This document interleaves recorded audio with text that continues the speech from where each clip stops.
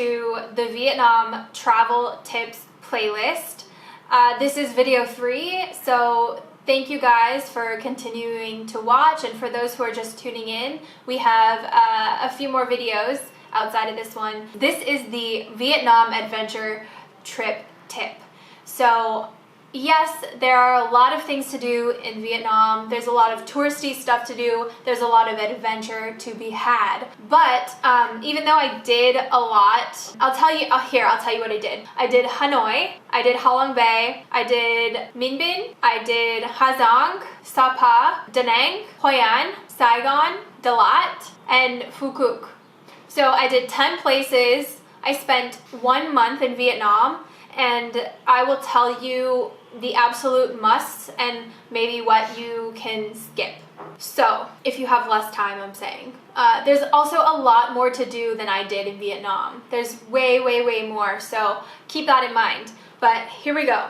So the way that I like to travel is I like to do things that are very adventurous. I like to do things out of the norm. I don't like to be in tours all the time. I like to explore on my own. I like to do physical activity like going hiking or doing water stuff. I like to see culture. I like to understand the culture, and sometimes in cities that's not possible because the cities are so Western that you don't really get the true authentic cultural experience, even if you tried. So now that you know my kind of like reference points, I'm going to tell you what I did and what was worth it, what wasn't.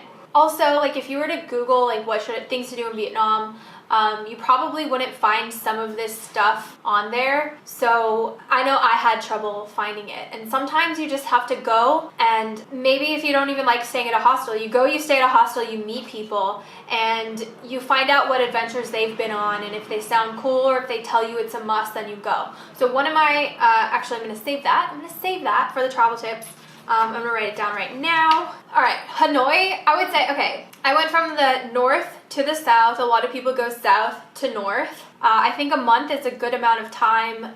A week is definitely not enough, but somewhere in between if you have like less time. I would say you could probably do everything that I did in less than a month. Anyways, that's just about trip planning. So I actually was only going to be there for a week, and then I got there and there was so much that I wanted to do that I extended my trip. So Hanoi is a very Vietnamese city. It's big, but it's small. So there's a lot of people living on top of each other, lots of motorbikes, but it still has like that small old city feel. It's very old. It's the capital of Vietnam. It's really old. You'll find a lot of goodies in Hanoi, special types of foods, and that's one thing I noticed between the north and the south. The north has more of like a food culture than the south. I think a lot of the food in Vietnam originated in the north, and so that still has that about it. Now in the south, it's so Western. Ho Chi Minh City, Saigon, is ridiculously big. So Hanoi is a must. I would say you definitely have to go to Hanoi. Experience that city. Go eat pho on the street. Take a food tour. The food is amazing. The service is top notch. And then there's like trips to do kind of like around Hanoi. There's like Ha Long Bay is like about 3 hours away. Ha Long Bay is like 5 hours away, and Ninh Binh is like 3 hours away. Ha Long Bay is like a UNESCO site, and everybody wants to go, says to go there. And yes, it is really beautiful, but I would say it was not a highlight. I did do like a tour. I went to the cave. The cave was really cool, but to me it was just like, I don't know, water, islands. It's pretty, but not much else. Very touristy. Maybe Cat Ba if you want to do like an island. I didn't do Cat Ba. I would have, but it's not that I didn't have time. It's just that I didn't know to do it. Nobody really said like, oh, that's a thing to go do until I was already in the south. Ninh Binh is just kind of like, there's not a whole lot to do. There's a really good view of the city on the top. I would say like if you're going to do it, do a stop down like on your way to Da Nang, or just like skip it. It's okay to skip, I think. What I would do is take a limousine bus up to Ha Giang, do the Hazang Loop. That's an absolute must. 4 days there is really good. It's a super adventurous trip. The roads are really rugged. You can see in some of these pictures, you know, you're driving through like a landslide area or roads that are like completely flooded with water and you have to like drive through the mud. And it's really, really beautiful. Like the most beautiful scenery, breathtaking, jaw-dropping scenery. You don't even feel like you're on planet Earth. There's some really cool things to do up there and to see. You could go to the border of Vietnam and China. You could go to the flag. There's a lot of really great, things. It's a very adventurous trip and I highly recommend doing it. There's a few cities you could stop in that are just super fun, like super, super fun. You stay in the homestays, you get to see the culture. Just basically the whole entire trip is the drive. And so you live for that drive. You live to wake up that morning and see what you're gonna see with your eyes. The weather changes and the clouds roll in and roll out and you see the smoke coming in and you see all the people in the villages, the little kids who like wave at you going by, and it's really a really, really beautiful experience. I would say do not miss. If you're going to Vietnam, do not miss doing the Hazang Loop. That's an absolute must. And, you know, I did go to Sapa, and it was cool, but make sure, if you're gonna go, make sure you go either before harvest or during the blooming season. Otherwise, it's just gonna look brown. But Sapa was cool. I did a really long, hike. I think it was, 16 or 17 kilometers with a local guide. And I would say it's worth it to go if you really feel pulled to go there. If you don't, it is more touristy than Hazang, and I would say it's not an absolute must, especially if you do Hazang, because you can see all of the terraced rice fields up there. Rice is a huge part of Vietnam, and there's basically rice everywhere. The other thing is, so where did I go after that? I went down to Phong Nha. So Phong Nha is in the center of Vietnam. It's it's touristy, but tourism didn't come to Phong Nha until 4 years ago. So the largest cave in the world is in Phong Nha. It's really expensive to go because they limit the amount of people who can go every year. And I think it takes about 7 days to do that. But don't think that you have to do that because there are tons of caves everywhere. We did a dark cave tour. There's a mud cave. There's so much to do. There's so much to do in Phong Nha. I would say you probably only need maybe 2 nights at the max and do a cave tour, and then do a day where you're just exploring and doing different types of small adventures. Phong Nha is a place where you either want to make friends and go adventure with your friends that you just made, or you want to go with friends. I think this place is definitely a friend adventure spot. It's the kind of place where you go and you bond with your friends by doing extreme things. So jungle tour was really cool, really fun. The food was excellent. Probably one of my most favorite meals in Vietnam. And the duck. Ooh, the duck stop. Do it. Go to the duck stop. Rent motorbikes. The motorbikes there really suck. On a whole, they're the worst probably in Vietnam because people, tourists, just go and beat them up. So plan on renting a motorbike and it breaking down, and just know that before you leave. So make sure you have your motorbike rental company will come pick you up or come fix a bike or whatever. Make sure before you leave that it has lights, because you'll likely be gone until nighttime. Even though it's not the best thing to do, make sure your horn works, make sure your brakes work. And yeah, plan on at least one of the bikes in the group breaking down. But yeah, super fun place. Do not miss it. Go.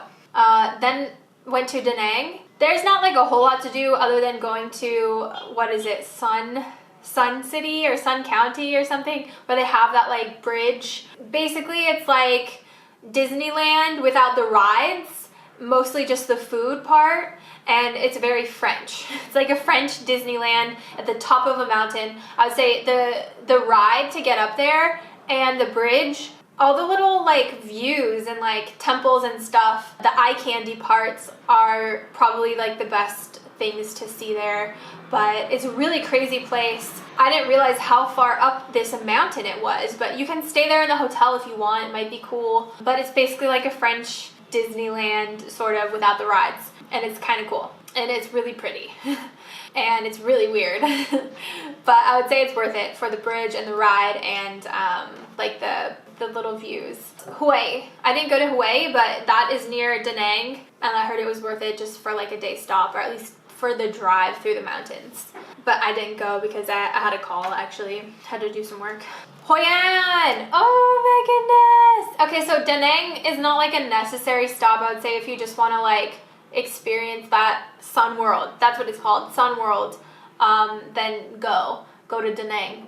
But Hoi An is a definite stop. You have to go to Hoi An, stay there for at least a night or two. I would say 2 nights is the minimum you probably need. Definitely, it's so romantic. It's so sweet. It's like a sweet city. The night market is fantastic. Do the night market. Also, go out on the river and make your little wish, your candle wish. To me, that's like a stupid touristy thing to do, but it was one of the sweetest memories that I have in Hoi An, because it was me and like a group of 3 of my friends, and we all just decided to do it like on a whim. Somebody came up to us and we did it, and it was like one of our most favorite experiences. So definitely do that. Go get some clothes made. Like that's the thing to do in Hoi An. There's a lot of like seamstress and people, I don't know what they're called, people who make clothes. You go pick out whatever you want. And shopping, there's a lot of shopping. There's Old Town. I don't know, it's by the river. The beach. Go rent a motorbike and drive like, I think it's like 20 or 30 minutes out to the beach. It's like bath water. It's crazy how warm it is. A really beautiful beach. I don't remember where it is, but I will put it in the notes. Yeah, Hoi An is sweet. Like very, very sweet. Oh, the other thing in Da Nang that I thought was really cool was the Buddhist temple. Now, a lot of people are like, why would you go to a Buddhist temple? And the truth is like, I had like some extra time, and it actually was really, really beautiful. I would say over the Marble Mountains, go to the Buddhist temple if you had to choose between the 2 of them. I think the Marble Mountains is more popular, but it's kind of like run down and like broken down, if that makes sense.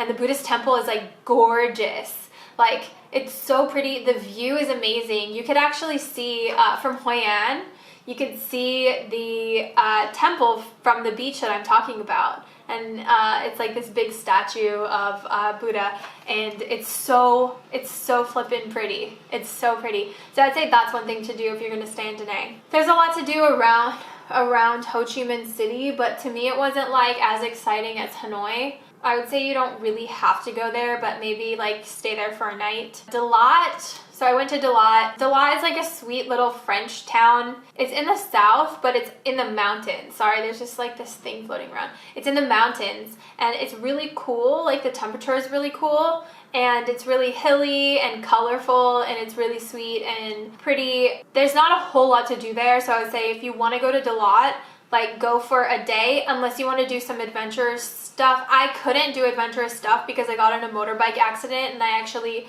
had a cut and like a black eye, and I cut open my chin, so I wasn't feeling like going canyoning, but I really would have. I would have gone canyoning and like on a couple of hikes and stuff in Dalat. So stay there for a couple days if that's what you want to do in Dalat. Otherwise, if you just want to like see the city, you really only need like 1 day. Yeah, Phu Quoc. I think Phu Quoc is really pretty, and it was really relaxing and a really nice way to end the trip.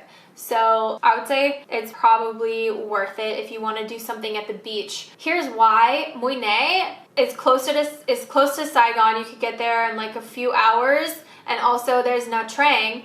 But I heard that these 2 places were basically like infested with Chinese and Russian immigrants, and so it basically feels like you're in China because of that. they're like basically Chinese people bought houses there and then just moved there. So it's like being in China, and it used to be really pretty, but not a lot of like Vietnamese people go there anymore because of that. And same with the Russians. So that's why I actually decided to go to Phu Quoc instead of going to Mui Ne and Nha Trang. But I don't know, like the beaches look pretty. It's just beach everywhere. Like they're all beach cities. But I don't know, Phu Quoc is like an island, and it's got like that island vibe, and it's more local Vietnamese.